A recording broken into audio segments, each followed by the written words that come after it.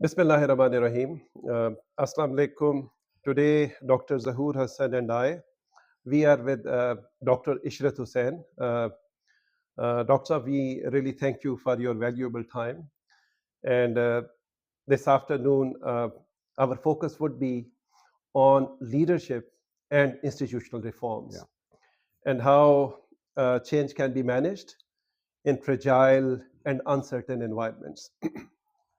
So let's start with the very fundamental question, which I'm sure that you have been asked many times before, that Dr. Ishrat Hussain today, the way he is in front of us, what really has shaped you over the past decades?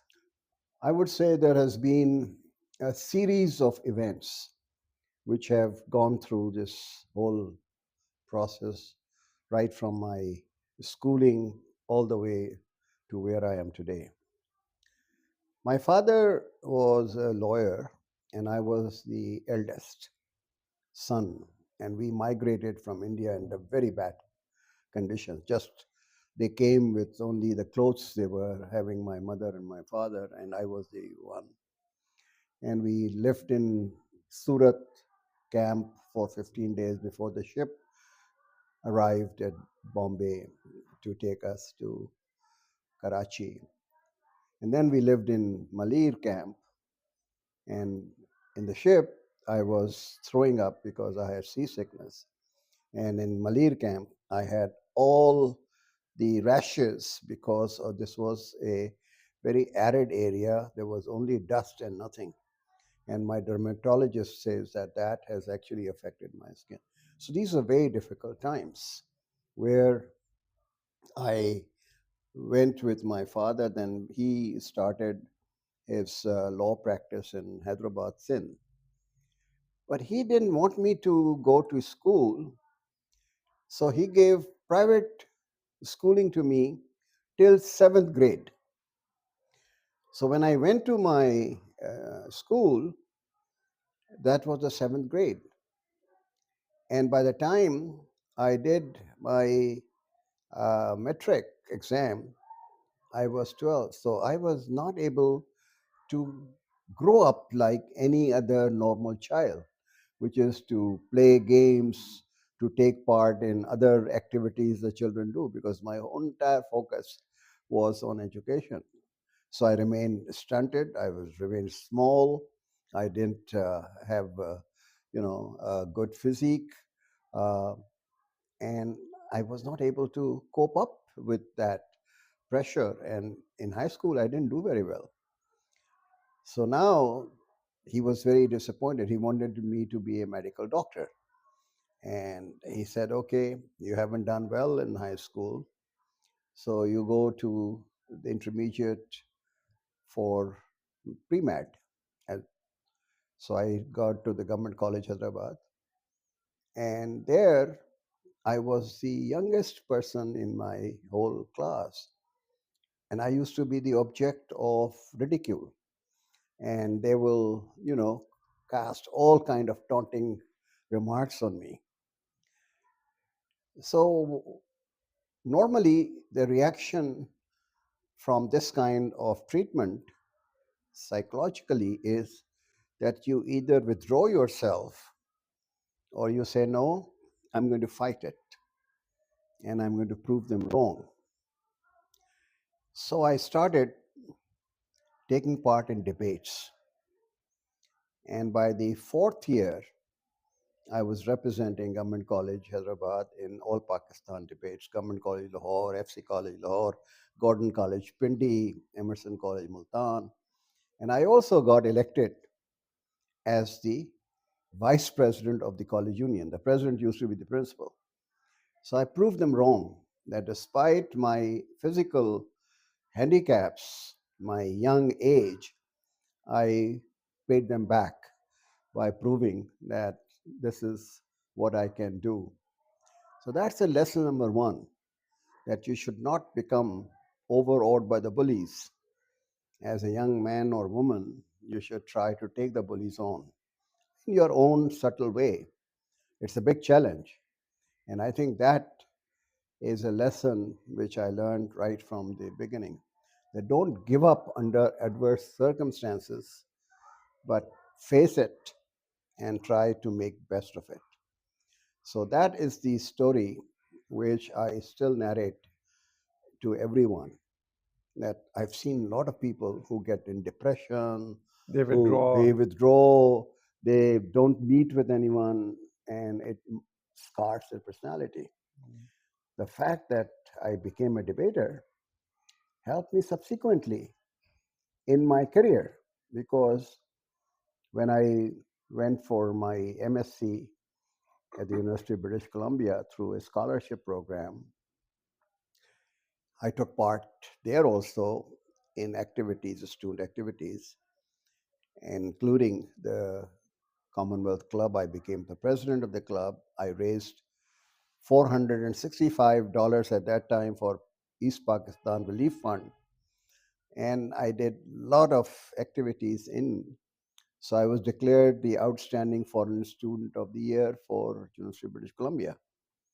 Now, so this exposure which I got at the Government College, Hyderabad, helped me at the foreign university. I was 19 when I graduated with MSc. I was very young.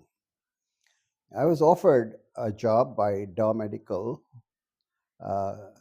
Chemical Company, because at that time there were not very many, foreigners, and my class, they were all offered jobs, and they said, in a few months you will also get the citizenship. This is 1961, and I said, no, I have to go back. There I made the second discovery, that I'm a people's person, and I cannot spend the whole night sitting in the lab and sleeping during the whole day. I said, chemistry is not what I want to do. Normally, you go from MSc, you go PhD. You may not go at University of British Columbia, you can go somewhere else. But I made that decision. Your master's was in chemistry. My master's was in chemistry. I decided that this is not my cup of tea. So this self-discovery of yourself is one of the foundation stones of how your personality is built up and how you behave subsequently. So you ask a very good question, because I just wanted to narrate that a person has to be in a dynamic state of mind. They should not accept things as they are, but they try to figure out what is the best. So after my MSc, I came to Pakistan, and I became a senior lecturer at Sindh University, Jamshoro. And at that time, every young man, women were not allowed to appear at the CSS, was supposed to be a hotshot if they appeared and qualified for Competitive the exam. competitive exams. So my father's friends used to tell him that if your son is so bright as you say, that he got the outstanding foreign student and he's a so good debater and this and that, why doesn't he appear at the CSS? And then we will know whether he is really a hotshot or you are just making it up and you are exaggerating. So my father said, look, you have abandoned your chemistry. So what are you going to do? This is an option which you should consider. And when he said that, he's being taunted and he's being, given this kind of, talk by his friends, I said, I'll accept this as a challenge. That was another challenge. That was another challenge. And although I had a chemistry, in optionals, you had 1100 marks. Chemistry was only 200. I never studied American history. I never studied the history of Indo-Pak. I never studied international relations, because you had to make up 900 other. So I started reading that. And so I got through the written. And then I went to the interview, which was the commission sitting there. And although I don't think in written they don't disclose this, but my thing that I was not on the top, 10 or top 7 or 8 on the merit list. That was my conjecture, but I may be wrong. But interview, when they saw my record, that I was vice president of the union, I was a debater, I was outstanding foreign student, and I was very eloquent because of my debating in answering their questions. They really gave me the highest marks as far as the interview is concerned. So I came out 6th in whole Pakistan. At that time, East and West Pakistan were together. In whole Pakistan, I came out at 6th as far as the civil service exam was concerned. And in 1964, I joined the Civil Service Academy. So that is, again, something which I had not mentally prepared, but the opportunity arrived, and then I had to struggle in order to do that. The fourth challenge was that when I joined the civil service, I was posted in the finance and then planning and development departments. And I didn't know anything about finance or economics.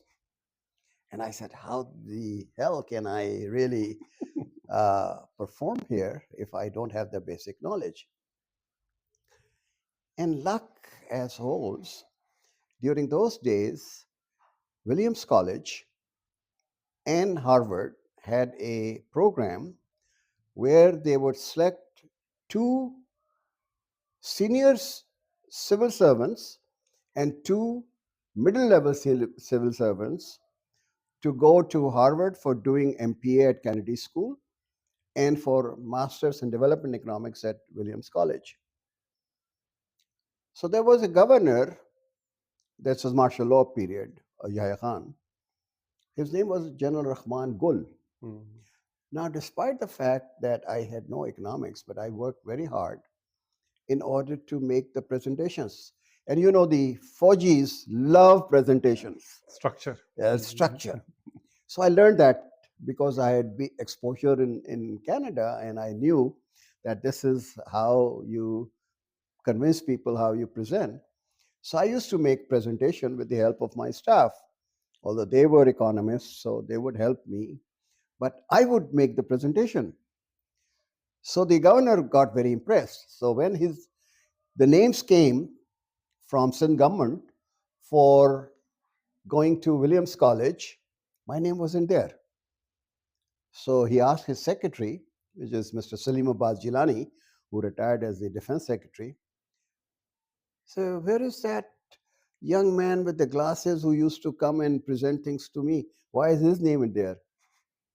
So he said he's not an economist, and here it's required that you should be an economist in order to go for your master's degree. He said, oh, the professor is coming for interview here, right? Put his name. If he's not up to the mark, the professor will reject him. Give him a chance. God helped in a very different ways. And then I got my name, and I was the person selected from West Pakistan. There was one person from East Pakistan, and then I was selected. Now I go to Economic Development Institute at University of Colorado at my request, that I have no background. So at least macro, I should get some idea of what the economic theory is, so that when I go to Williams, I must do something sensible with the background. So I did summer course at EDI in Boulder, Colorado University. And that really gave me some satisfaction because of my chemistry and math background. You have to do math in chemistry. So I was very easy with graphs and tables and analysis and, calculus, and economics has become very much mathematical oriented. So I said, whoa, this is my cup of tea. I can do this. So I came to Williams. Now, these were 24 young civil servants. From the Commonwealth. Not Commonwealth, all over the world. From Brazil, from Argentina, from Ghana, from Kenya, from India, from Pakistan, from everyone. All 24 had economics degrees, including the Indian guy whose name is Jagan Mohan Bajaj, who became a very good friend of ours. He was the gold medal winner of Delhi School of Economics. Somebody like me in my place would sulk and say, oh my God, how can I compete with this galaxy of individuals who are really economists? I said, no, I'm not going to give up. And you won't believe it, that without any formal education in economics, I came on the top of the class, beating all the 24 of them. And that really excited me to do more economics. So I came back, I was promoted here in additional secretary, finance, additional secretary planning.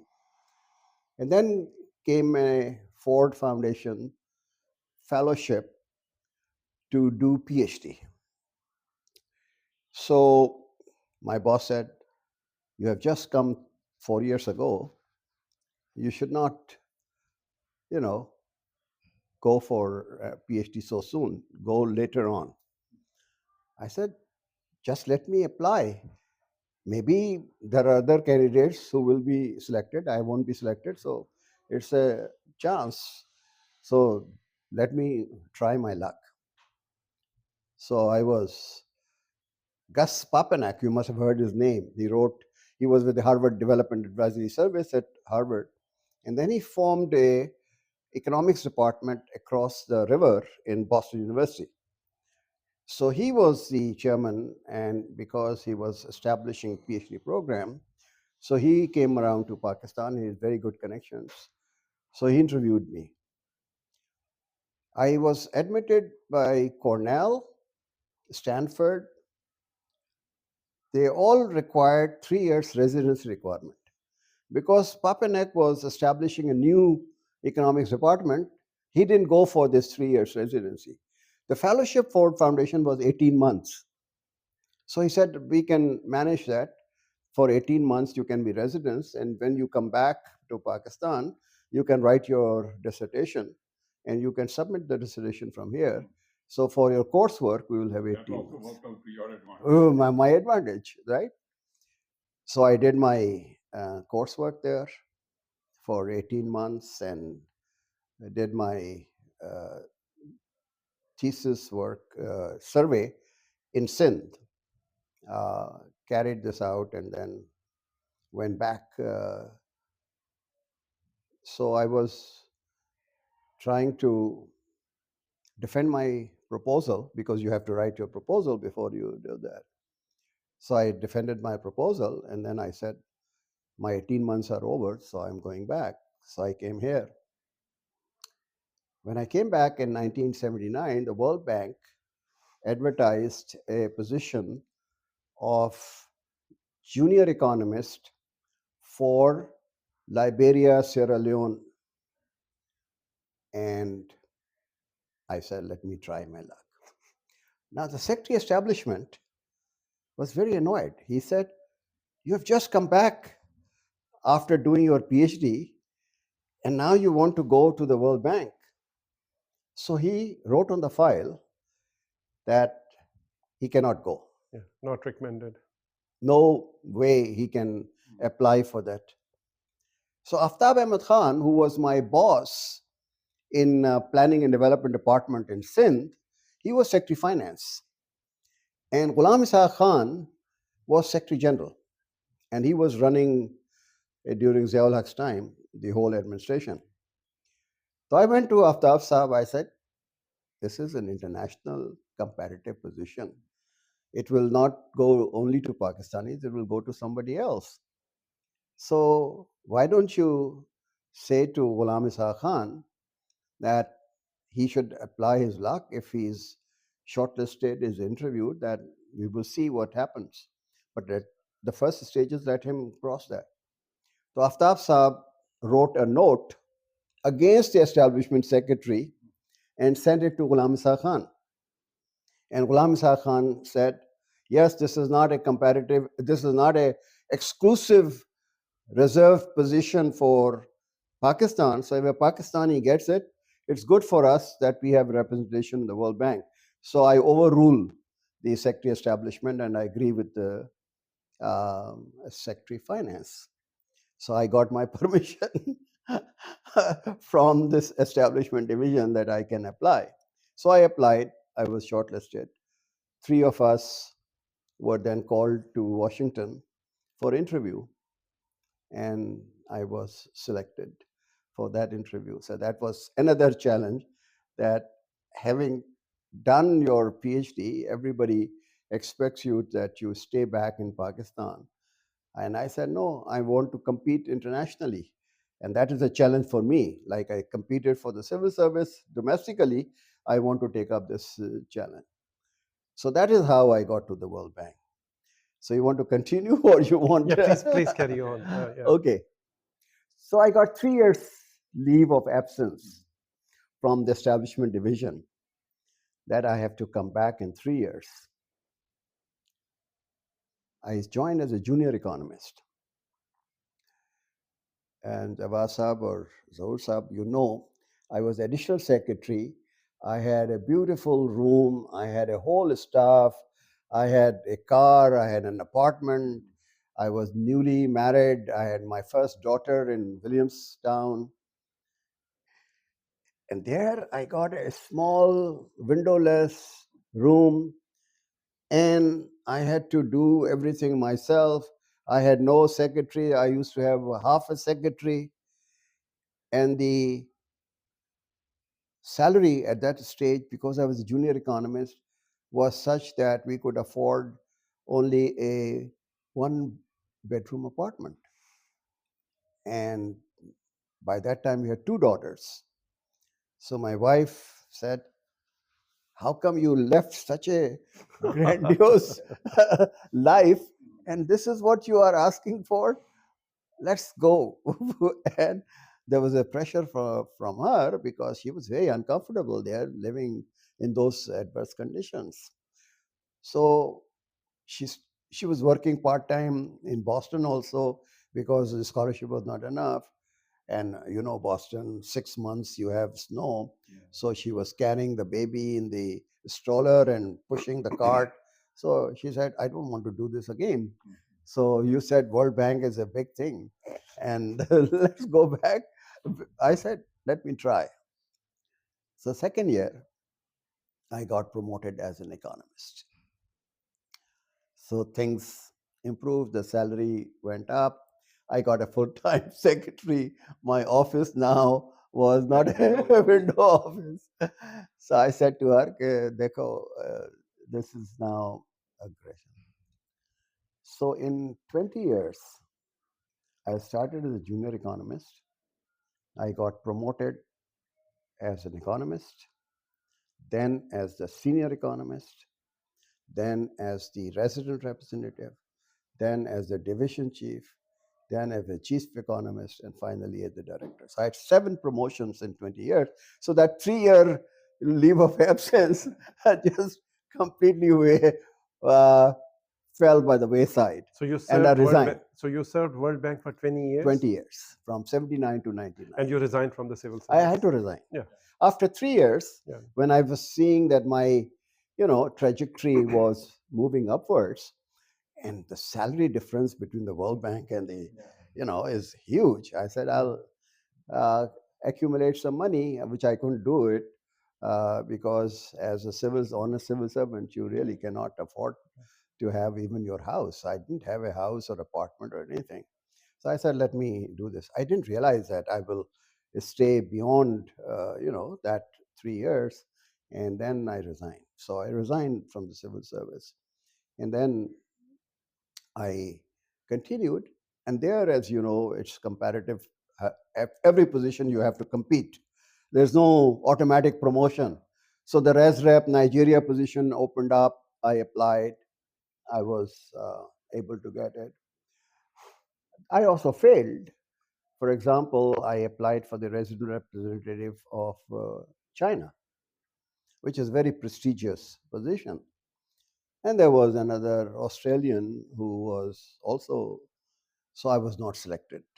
And that Now you can say, well, this is what you were aspiring and you didn't get it, so you'll get frustrated. I said, no, I will continue to do better in order to become, the chief economist. So I changed my track from the res rep.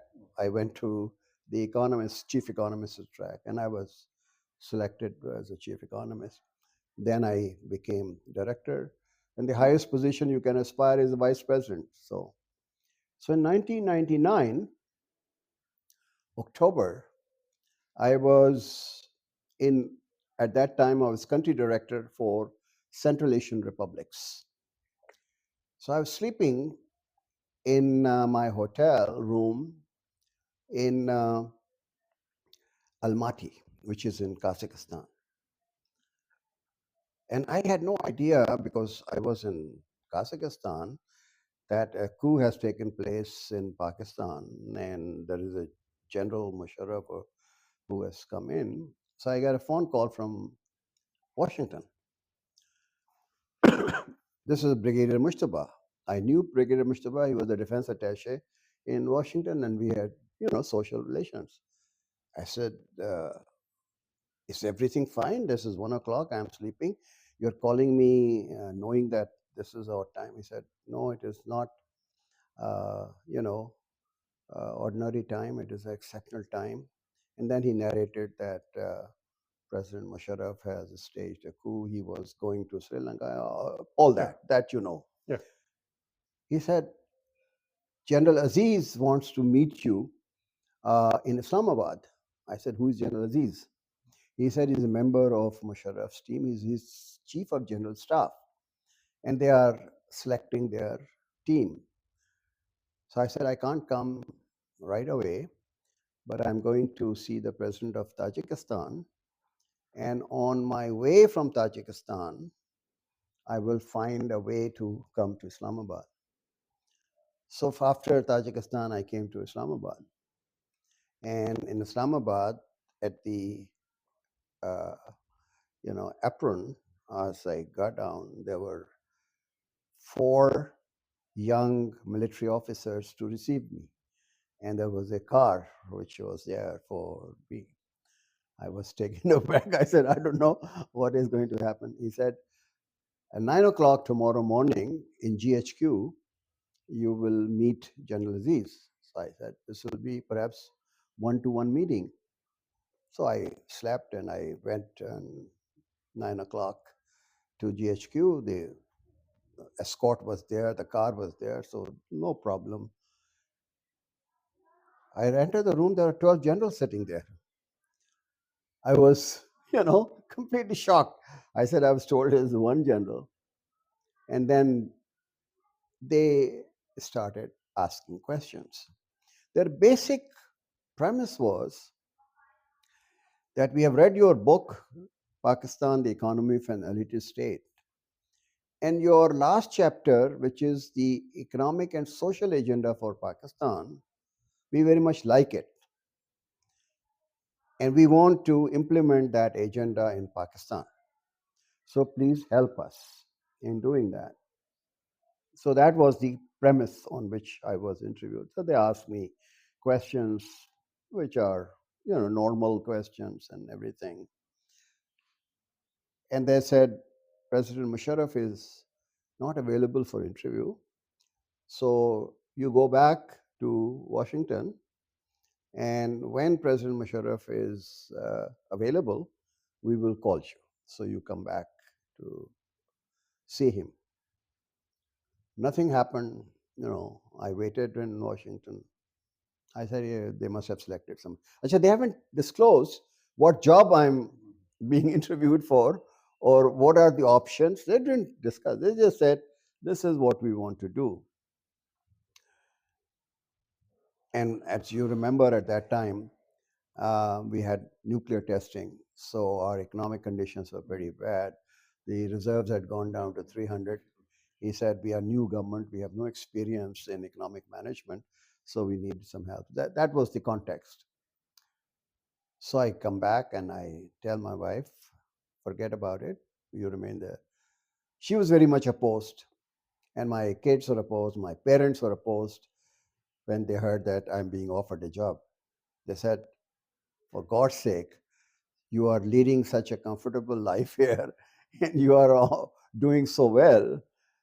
There, you will completely spoil yourself. You will be caught in this Pakistani politics and intrigues. You won't be able to accomplish anything. What the hell you want to go there? So everybody, my friends and everybody, when they heard that I was being interviewed. So that was and my answer was only this much. This country has made me what I am. They provided me all the opportunities. It's time for me to give back. At this crucial time, I'll do my best. If I succeed, it is Allah's grace that He helped me. If I fail, I would say I tried my best, but I could not succeed. But otherwise, if I don't try, then I will never have that satisfaction that I did my best in order to improve things. And therefore, I was able to, you know, hey, Allah Majid, so let's forget about what happened. So you have both the options. So after a while, I hear a phone call from our embassy that such and such dates are available on which President Musharraf would see you. Now, I didn't want to go on my own expense. So I said, I'll combine it with my next trip to Uzbekistan or Tajikistan, wherever I'm going. So I waited for that. I said, these are the dates which I'll be going to there. So before that, I will drop in Islamabad. So I met President Musharraf. He said, I don't know anything about economics. My colleagues who you met, they don't know anything about economics. So we have to rely upon people like you to guide us on economic revival of this country. The country is in a very bad shape since I have now acquired some experience by getting briefings. If the Fauji's always get briefings from everyone. So now I got briefings. I didn't know that things were so bad. So we need some help, and you can help us out. I said only one thing. He said, you have anything to say? I said, I have only one thing. Whatever job you offer to me, I don't want any of your colleagues to interfere in my work. That's the only thing I want. If you give me complete autonomy, but hold me accountable for results, I'm willing to do this job. But if you give me the task and then I get a GHQ call that this is what the interest rate should be, or what this exchange rate should be, or what this loan should be given to this individual or that individual, I'm not the right person. He said, no, you have my promise that nobody will interfere. I said, that's the only condition I would join you. So I went back. Again, no news. December. So I said, thank goodness they have decided somebody else to join them. Then on end of December, I get an embassy dispatch letter that you have been appointed the governor of the State Bank of Pakistan. Without any consultation. Without any consultation, without anything. I said, oh my God. So I had to then give notice to the World Bank. I mean, but the World Bank people were very happy that I was going to serve my country. And they were also very concerned that the economic conditions were very pretty bad and that one of their people is going back. So they relaxed the notice period and everything. And so I came here 31st December and I became the governor. And Allah really was very, very fortunate. I was very fortunate with His blessings that we turn around the economy from $300 million of reserves. We left it at $16 billion. The foreign direct investment was $5 to $6 billion. The exchange rate was stable at 60 rupees to a dollar for 6 years. And the reforms of privatization of the banks, of the telecom companies you see today took place at that time. So that is the satisfaction level which you really attain by plunging in and accepting the challenge. If I had listened to my parents and my wife and my children, I would have missed that opportunity. So the main takeaway, I think, would be that when you see value from your own perspective, that's the most important. That's important.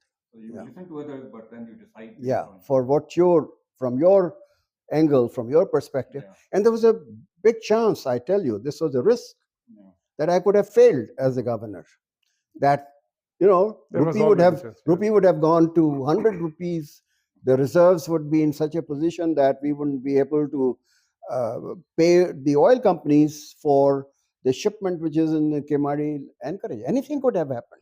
So now, if I may, now this 8 years at State Bank. 6 years. 6 years at State Bank. 2 terms. And I know you implemented a lot of reforms, significant reforms. So if you were to share with us, what were some of the basic principles that you followed? Correct. As you took on these challenges, right, which really served you well? No, very good question. When I came here, because I was away for 20 years, although because of my book, I used to come to Pakistan for, research and for consultations. And I was in touch. And we used to get a home league, so I used to bring my family. So I was in touch. But I didn't know the magnitude of the problem. So first thing I did was I was appalled at the kind of state bank I witnessed. It was like a government office. The chairs were broken and they were, say, a rope was keeping them. The almirahs of steel were, coming out. The beetle pan everywhere was there. There were clerks and assistants. There was not a single PhD in central bank. It was both physical environment as well as intellectual environment was appalling. And I said, how can I really do anything under those circumstances? So I made a draft, a strategic plan for 5 years in consultation with the deputy governors and the executive directors. But I said to myself that these are not my change agents. They are very happy with the status quo. So let me try a different tactic. I took that draft and I said I will have one-to-one conversation with all departments individually without the director being present there so that everybody can speak out. And there were some youngsters who never spoke in front of their seniors who said, this is wrong, this cannot be done, this is wrong, this cannot be done, this is what can be done.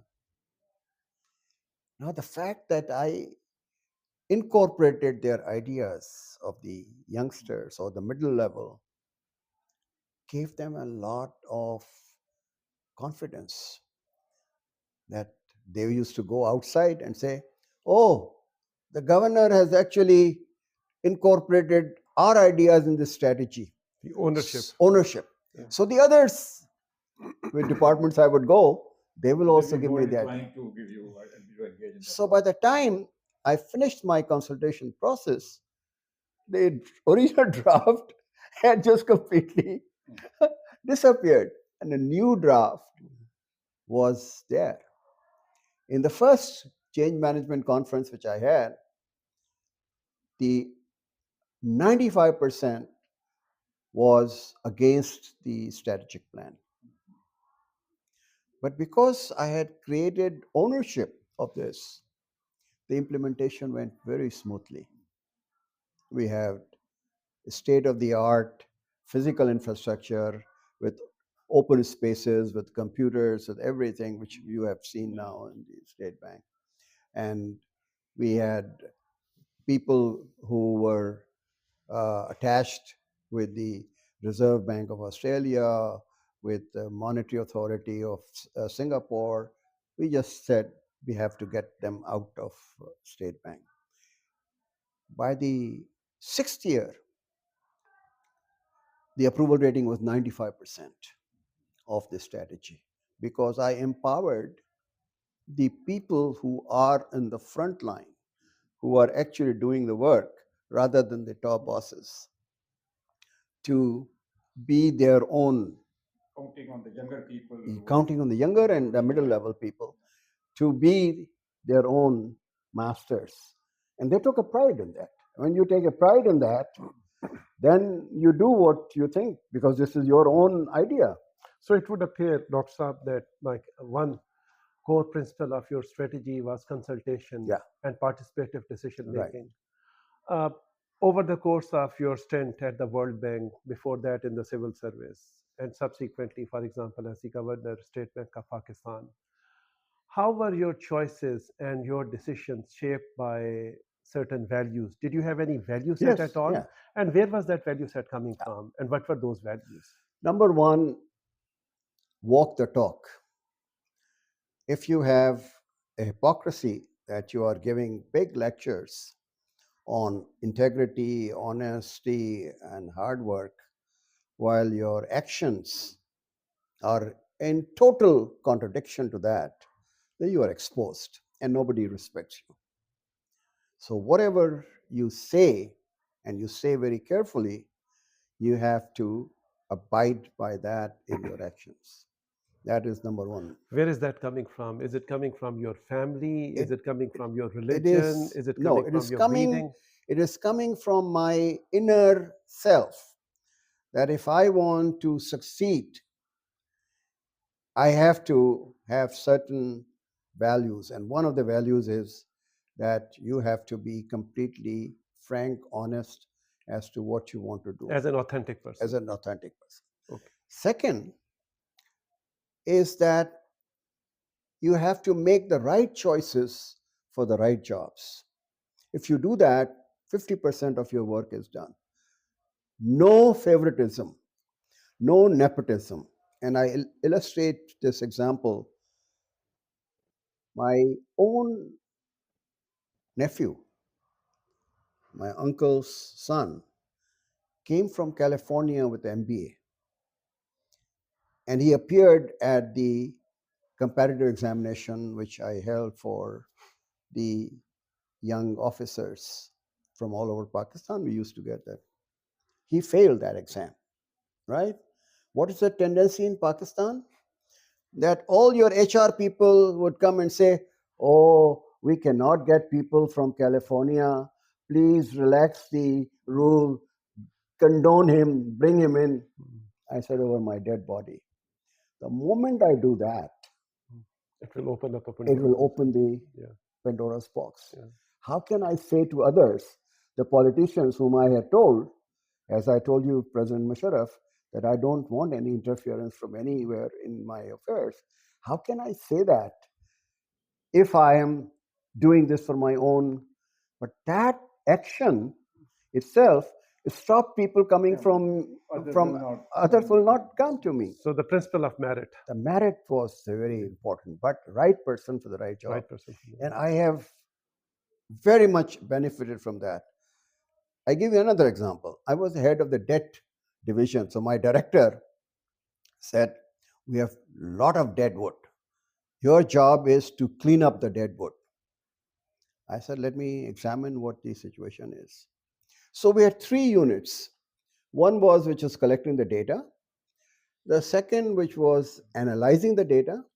And third, which was doing the dissemination work and publishing and all that.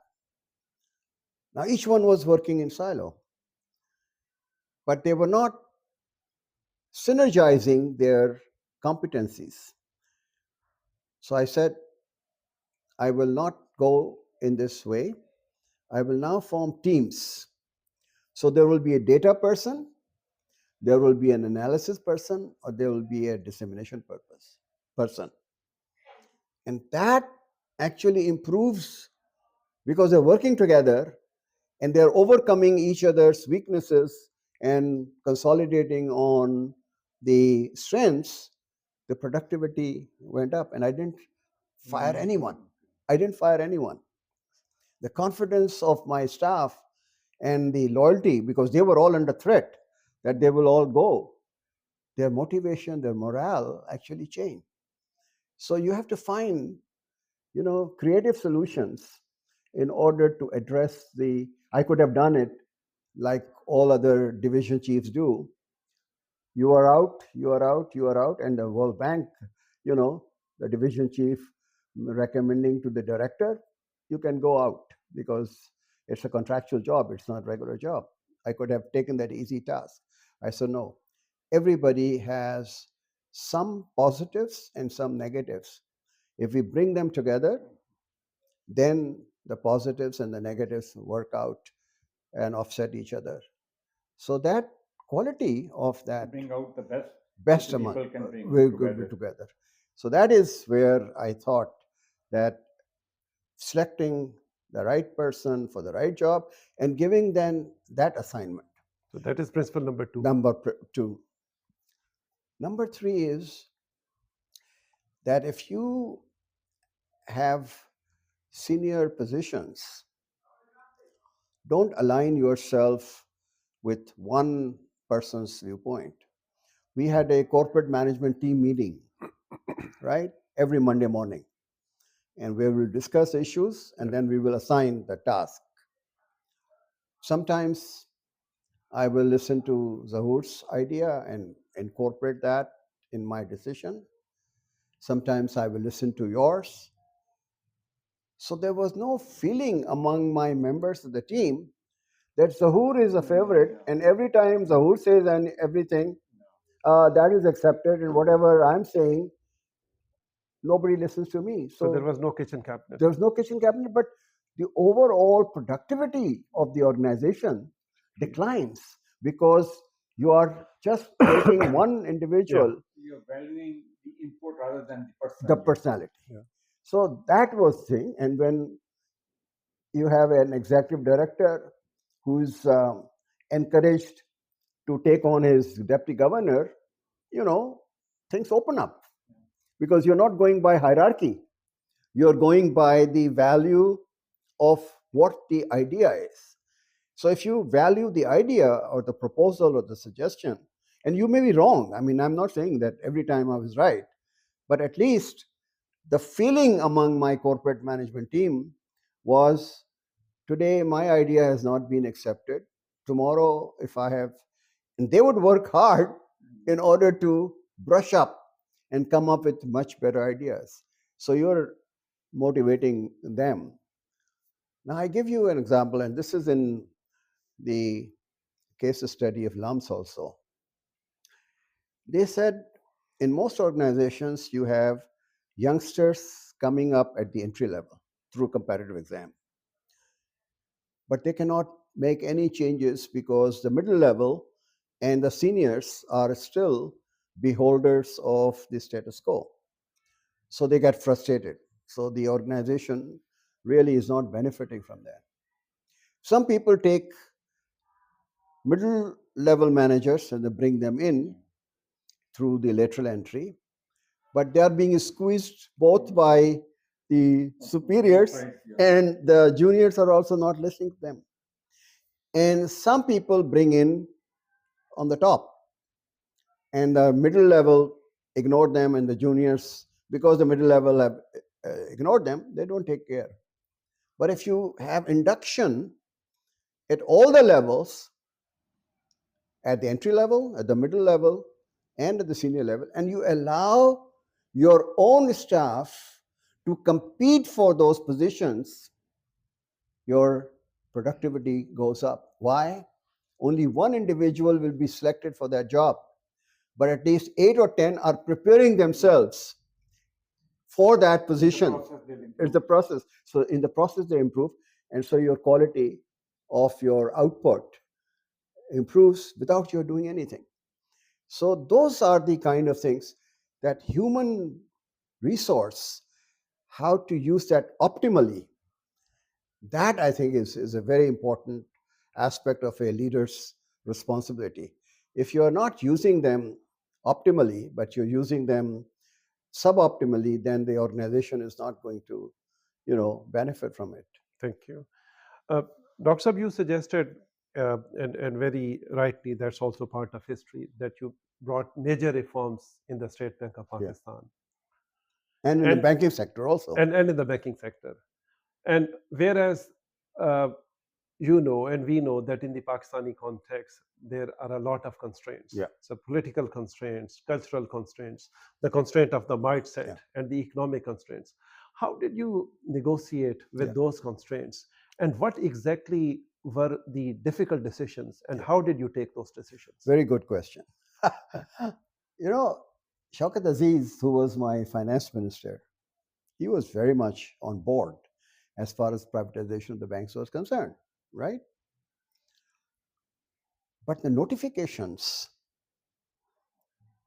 had to come from the Ministry of Finance. 80% of the banking assets were in the hands of the public sector banks, right? And they were taking orders from the Ministry of Finance. So the Ministry of Finance, despite the fact that the president and the finance minister both are on board, is not moving. And the process is being, slowed down, stymied, sabotaged, all kind of things. So we got very frustrated because we had brought in Shaukat Tareen as the president of HBL on a contract, Zubair Sumro from Citibank as the president of UBL, and so on. And they were under contract and said, how can we do this? That we are not moving. So we had to do something which is completely, out of the box. I went to President Musharraf. I said, despite the fact that this is a cabinet decision, this is your decision, the finance minister is fully on board, this is not happening. He said, what should I do? I said, you issue an executive order that the governor State Bank will convene a meeting of all the stakeholders, the law ministry, the finance ministry, the planning ministry, who are involved in this process. And he will not adjourn the meeting till all the difficulties are removed from the pathway of privatization. Now that's very unusual. It's always the Ministry of Finance, because the Ministry of Finance was resisting, was the main bottleneck. They asked the Governor of State Bank to do that. And we did that in 3 days. We said nobody is going home till we do that. So it was a marathon meeting. It's just because they knew that if I reported back to the president that these individuals are not cooperating or they are not moving ahead, their heads will be on the chop. So that is where it came in. Now, interesting story for this. I've always wondered, why is the Ministry of Finance so much opposed to it? So one of my younger brothers had a class fellow who became Deputy Secretary of Finance. So he came in Eid vacation. So I told my brother, ask him this question. Why is so much resistance by the Ministry of Finance against the bank privatization?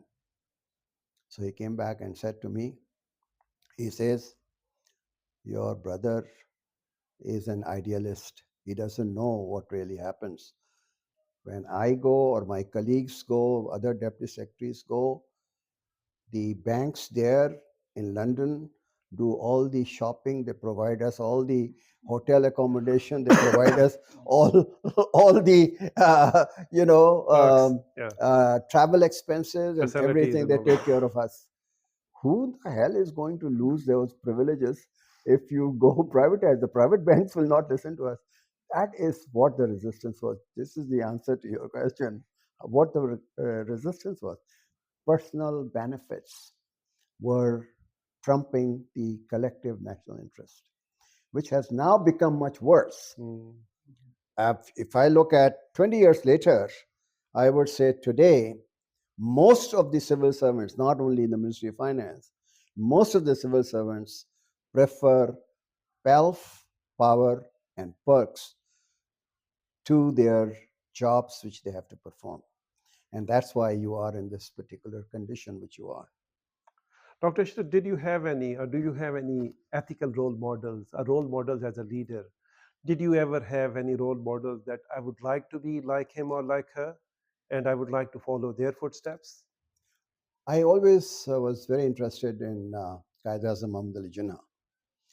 I haven't seen anyone who really created a nation out of nothing. People have struggled, there have been civil wars, there have been all kinds of things. But by sticking to his principles and not compromising, that he was offered to become the Prime Minister of India, undivided India. He was offered to become the Governor General of India. He always refused that. To me, that was not only that he achieved this goal, but he demonstrated that it's not his personal interest, but the interest of the Muslims of Pakistan. So that has always been my role model, if you ask me, that this individual has something. All of us are grateful for providing us the refuge in this country, and he didn't compromise, although he could have compromised, and held himself in high esteem. So nobody that. So that's my role model.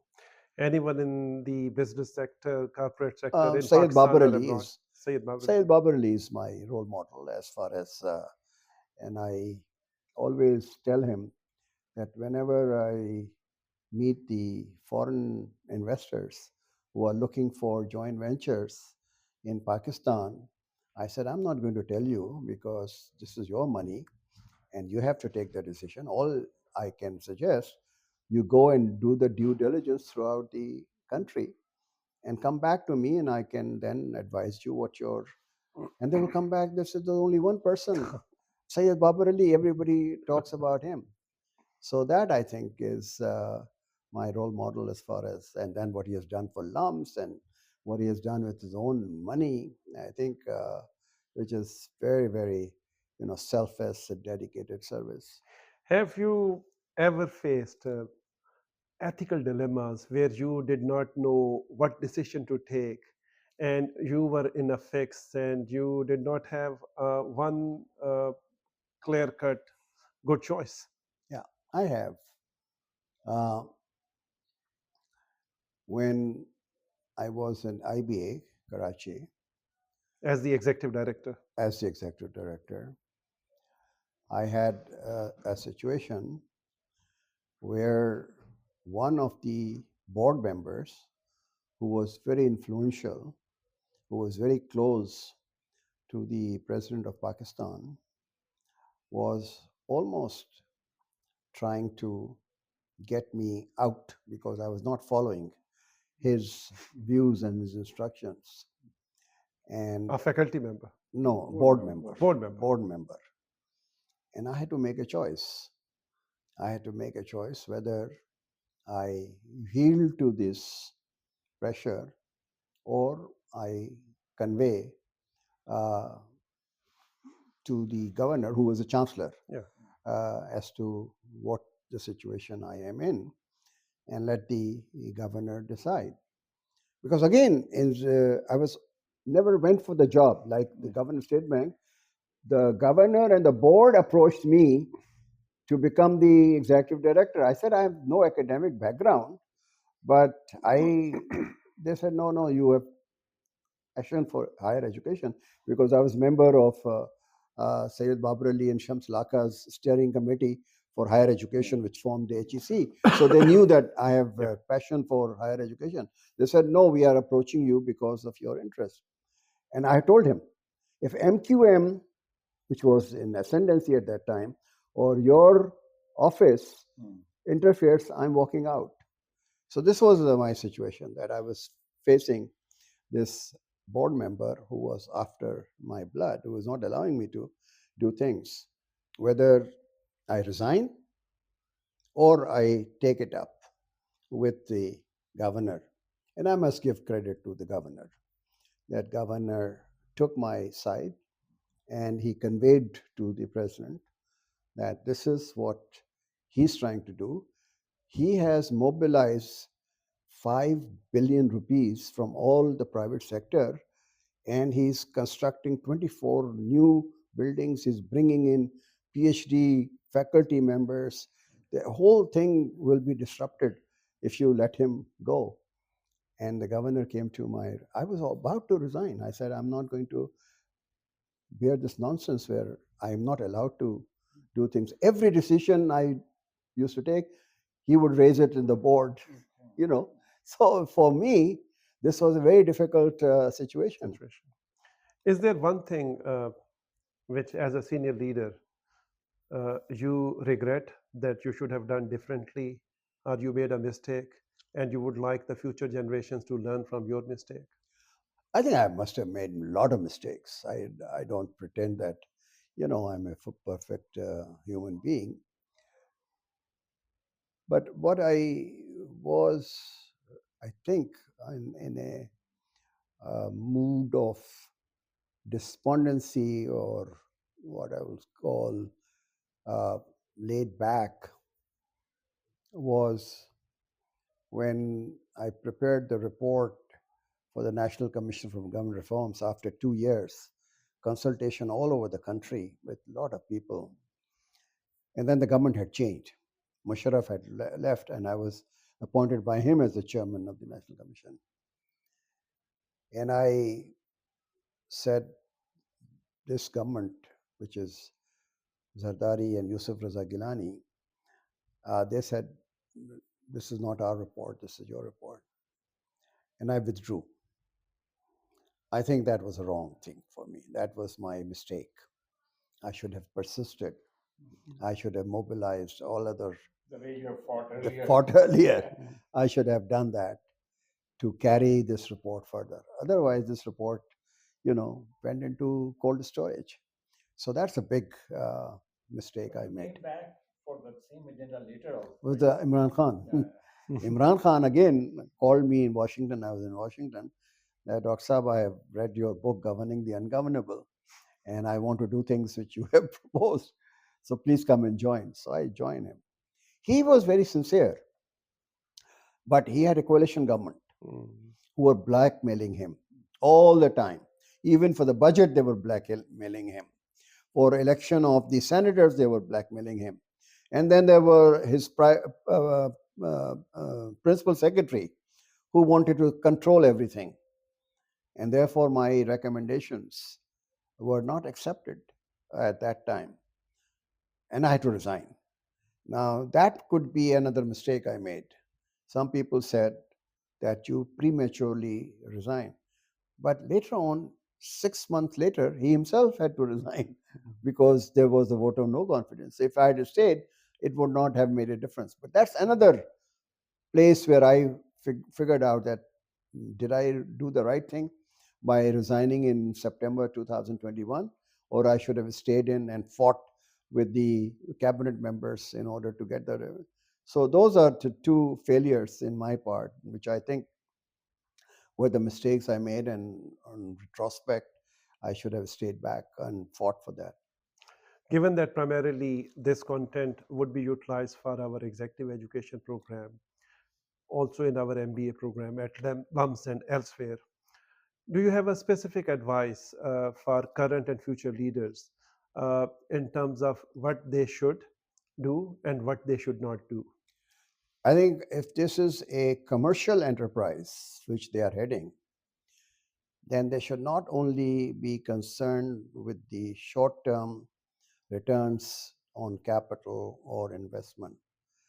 There should be a purpose for which they are actually working. Bigger purpose. Bigger purpose. If there is no bigger purpose, then you are a cog in the machine and you are just churning out the machine. Like bigger than money making? Bigger than money making. That is what important. Such as? Such as if you are, for example, heading a hospital, government hospital, for example, you make sure that people who are poor and who do not have the resources and coming from far off areas, they are treating equally as compared to the VIPs whom you go and visit, bringing them in and give them preferences. That's the purpose.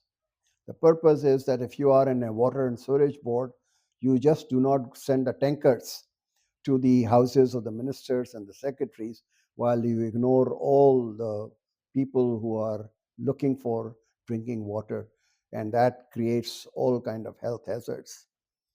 So education, if you are head of an educational institution, you make sure that people from the Kachi Abadis also are given the opportunity.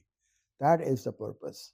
In this kind of circumstance where there are so much of disparities, regional, income, and gender, if you don't have a purpose, then you are actually wasting your time. I'd like to, you mentioned this tangentially, but I would like to elaborate it. You see, at different stages of one's career, you want to do something, but people around you, people who care for you, people that you care for, have a very different perspective, and they also have very strong views. Right. So how do you navigate through that tension? No, I mean, you have to pay a price. My auntie and my uncle stopped talking to us after that incident for a long time. And the situation was very tense. And for example, my wife is very supportive of me. And she gets a lot of recommendations from her friends and other. Okay, this is what you ask Ishrat to do. And she says, I cannot ask him because he won't do it. Now, that also I have something. That helped you. That She was your anchor in no, that. but that also, she says, She's taking the pressure on your behalf. no, she says, everybody does it. So why do you refuse that? Okay. That is what the pressure is. So even from that side. That side. So he was the anomaly. That was an anomaly. Yeah. But you do pay a price. You do pay a price. The price There's is nothing. personal. There's nothing come free. I can tell you that. But I tell the youngsters, you were asking this, that I have now retired 20 years ago, but I go everywhere in Pakistan, from Dera Ismail Khan all the way to Gwadar. The amount of respect I get today Mashallah. is unbelievable. And that is the greatest asset I have. I have no other asset. This is the greatest asset. In Pakistan, as soon as you are out of the job, out of the position, people refuse to even acknowledge you. In this month of January, I have 10 speaking engagements all over the country, including Zoom with Washington, D.C. This is a pattern. 60 to 70 invitations I get from Pakistan and outside Pakistan. And that, to me, is because I have maintained the posture that I must learn every day. I must equip myself every day. That's another principle that you that is, of course, keeping yourself current and but if you're not respected by those people, then you cannot. Even if you equip yourself, nobody will ask you. So you have to manage this. In order to be relevant, you have to equip yourself, but you have to have their respect. For them to take you seriously. And people come to me, you did this for us, you did this for us. I have no recollection what I have done. But that is the testimony that what I did was an humble contribution in order to improve. For example, a driver's son, I told him I won't employ him in IBA. Let him go and do the graduation. And after graduation, he should do MBA through the National Talent Program. Last time I visited, this guy, driver's son, has come back with a PhD from Spain. Oh, mashallah. And he was praying for me that his life has changed. Now, I even don't remember that this is what I did, but this is what caring for people. Caring for people is. In your, not necessarily now, but in the past when you were in active service, in moments of, I don't know, frustration, anger, depression, how did you rejuvenate yourself? What was your... Yeah. No, that's very difficult. Yeah. That's very, very difficult. Once you are in a pensive mood, then you have to reflect as to what is going to be the consequence. If I remain depressed, I remain withdrawn, I remain completely detached, what is the idea behind it? And on the contrary, if I do something in order to subvert that feeling or that and bounce back in order to face that, that always happens. Sometimes you go one way or the other way. So it's very difficult. How do you recover? Do you use religion? Do you use No, meditation? What do you use? I don't use How do you religion. relax? Let me ask you direct question. My best way is the music, especially the Indian and Pakistani film songs. क्या सुनते हैं? Lata Mangeshkar, Kishore Kumar, Mohammad Rafi, and then my poets. My favorite poet is Faiz Ahmad Faiz, and I remember the whole Faiz Ahmad Faiz in my life. Any specific song that you like? Any specific ghazal that you like?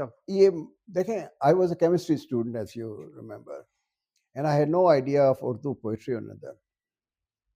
So one of my friends who was in history department, he said, I had not even heard Faiz Ahmad Faiz in Hyderabad. He said, today is a Musharraf and Faiz Ahmad Faiz is coming and you must come with me. I said, yeah, I'm not interested. He said, come. And Shoaib Saab, who was finance minister, he had announced after Ayub Khan's martial law that we are going to have ihtisab, we will take care of the people who have actually made money and corruption. So Faiz Saab, Shoaib Saab के तरफ देख कहते हैं, हम खस्ता तनों से मोहतसिब हो, क्या माल मनाल की पूछते हो, जो कुछ भी हमने भर पाया वो सामने लाए देते हैं, दामन में है मुश्ते खाके जिगर, सागर में है खूने हसरत में, लो दामन हमने झाड़ दिया, लो जाम उल्टाए देते हैं. That was the stanza which completely got me interested, and I read this. You will be amazed at Faiz Ahmad Faiz. He has such an imagination that you cannot even describe that. So it's very soothing.